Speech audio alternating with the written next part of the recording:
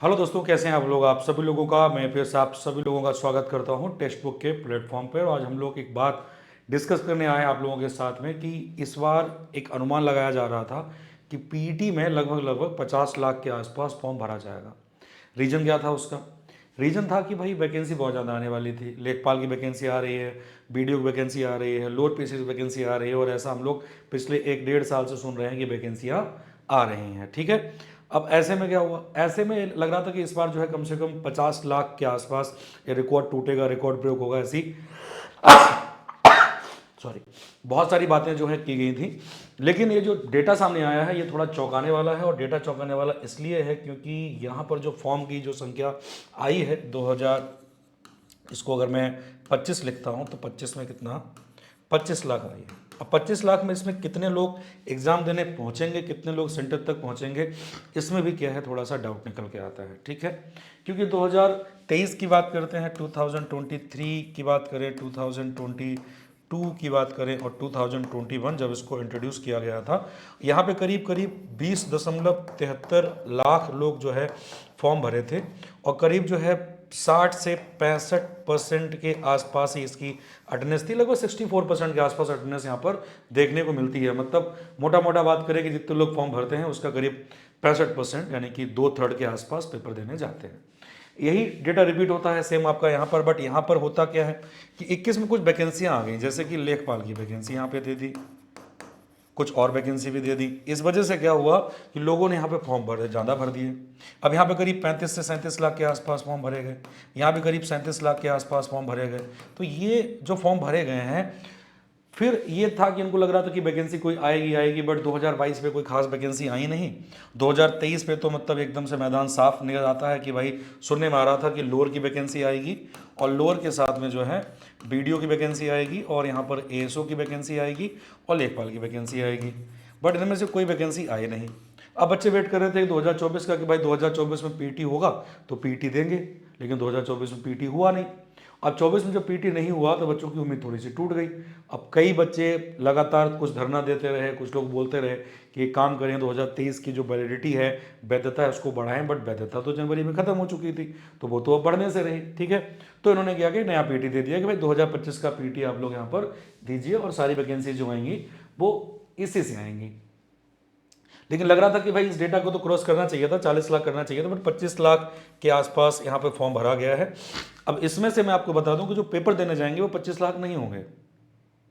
फिर कितने होंगे? तो ये जो मैं बताऊं आपको, डेटा देता हूं कि भाई जो 2025 में 25 में जो आपको दिख रहा है कि भाई यहाँ पर जो 25 लाख फॉर्म भरे गए हैं, इस 25 लाख जो फॉर्म भरे गए हैं, इस 25 लाख में मुझे जहाँ तक लगता है कि 20 लाख के आसपास लोग जो हैं पेपर देने जाएंगे, एग्ज़ाम देने जाएंगे। लेकिन अब ये संख्या देखो यार, कितनी भी हो, 20 लाख हो, 25 लाख हो, 30 लाख हो, 35 लाख हो। अब जिन लोगों ने यहीं पर हार मान ली कि भाई नहीं फॉर्म भरा है, वो तो भाई रेस से पहले ही बाहर है। हमेशा जो पढ़ने वाले बच्चों की जो संख्या होती है, जो आपके साथ कंपटीशन में होते हैं, वो अराउंड अराउंड होते हैं, मान के चलिए कि 5 लाख होते हैं। ये 5 लाख होते हैं, तो आपका जो कंपटीशन है ना, वो क्या हो जाएगा, यहाँ पर 5 लाख हो जाता है। ठीक है। अब ये जो वैकेंसी है, यानी कि जो हमारा यहाँ पर जो नोटिफिकेशन आया हुआ है, जो फॉर्म भरा है, ये क्यों इंपॉर्टेंट है 2025 का पीईटी? देखो भाई, मैं आपको कुछ सीधे सीधे शब्दों में बताना चाहता हूँ कि इसलिए इंपॉर्टेंट है क्योंकि यहाँ पर लेखपाल की करीब करीब जो है 9,000 वैकेंसी आने वाली है। बीडीओ की करीब करीब जो है यहाँ पर बेटा 3200 प्लस वैकेंसी आने वाली है। उसके अलावा लोअर पीसीएस की बात करते हैं तो लोअर की भी करीब करीब 2000 प्लस वैकेंसी आने वाली हैं। उसके अलावा जेई की बात कर लेते हैं, एएसओ वगैरह की बात कर लेते हैं, और भी कई सारी पोस्टें, मतलब बहुत ही पोस्ट यहाँ पे आने वाली हैं। कम से कम मान के चलिए कि भाई करीब 30-40 हज़ार या 50,000 के आसपास, जो उन्होंने एक वादा भी किया था एक बार कि हर साल हम 50,000 भर्ती कराएंगे, तो वो यहाँ पे देखने को मिलता है कि इतनी वैकेंसी यहाँ पर आ सकती हैं। अब कितनी आएंगी, कब आएंगी, ये नहीं पता।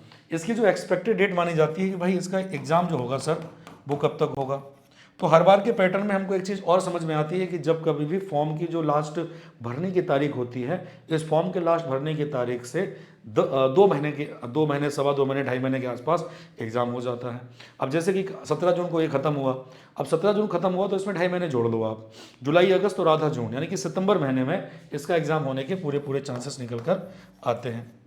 अगर सितंबर में इसका अगर एग्ज़ाम होता है तो बोलोगे सर अब रिजल्ट कब आएगा, तो हालांकि इससे पहले अक्टूबर में हुए हैं एग्जाम, दिसंबर में जनवरी में रिजल्ट आया, तो 2 महीने इसके भी मान लो, तो मान के चलो कि नवंबर के आसपास क्या होगा, यहाँ का इसका रिजल्ट भी आ जाएगा और इसके बाद जो है दिसंबर जनवरी में आपको कुछ नई वैकेंसी आपको देखने को मिलेंगी। लेकिन सवाल ये उठता है कि भाई इतने कम लोगों ने फॉर्म क्यों भरा? क्या ये वही लोग हैं जो सिर्फ कॉम्पिटिशन वाले हैं?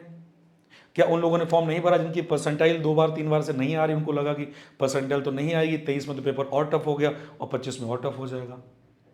तो कुछ भी कारण हो सकते हैं, बहुत सारे कारण हो सकते हैं जो आपको बताने हैं, और कमेंट बॉक्स में कमेंट आपको क्या करना है, जरूर करना है।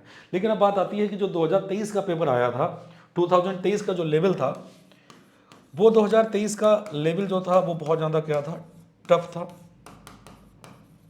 अगर ये लेवल टफ था तो इस बार कैसे स्कोर करें भाई?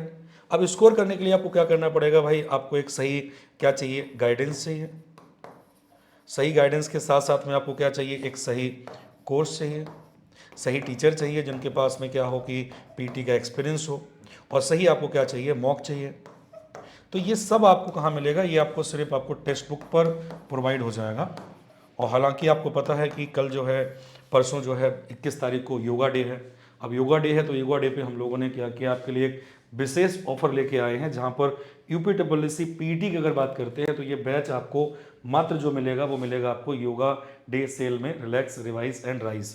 ठीक है, तो यहाँ पर आपको कूपन कोड APS लगाना है और इस कूपन कोड के साथ में ये बैच आपको मात्र मिलेगा 390 रुपीज़ मिलेगा। और यहाँ पर जो सब्सक्रिप्शन है ये 1 महीने नहीं, 2 महीने नहीं, 3 महीने नहीं, पूरे के पूरे 12 महीने के लिए है। तो ये 12 महीने की सब्सक्रिप्शन आपको यहाँ पर देखने को मिल जाती है, 12 मंथ की सब्सक्रिप्शन। इसमें आपको क्या क्या मिलेगा?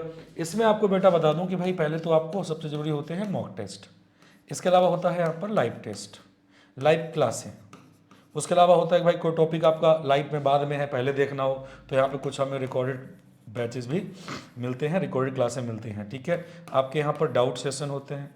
ठीक है, आपको यहाँ पर जो है प्रैक्टिस या PYQs आपको करवाए जाते हैं, प्रैक्टिस करवाई जाती है।